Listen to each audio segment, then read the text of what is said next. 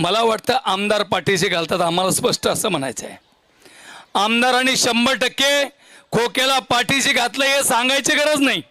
अख्ख्या महाराष्ट्रातल्या चॅनलने दाखवलंय खोक्याचा कार्यकर्ता म्हणजे दस्त कार्यकर्ता खोक्या.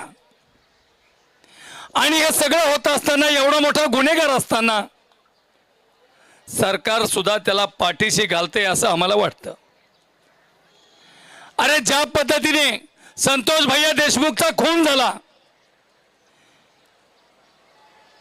ती हत्या झाल्यानंतर अख्खा महाराष्ट्र हळहळला आणि त्याच्यामध्ये या महाराष्ट्रातला एकही माणूस त्यांचं समर्थन केलं नाही. त्या आरोपीला फाशीची शिक्षा व्हायला पाहिजे अशा प्रकारचे सगळ्या बहुजन समाज नाही, सगळ्या जाती धर्मातल्या लोकांनी सांगितलं. तरी पण हे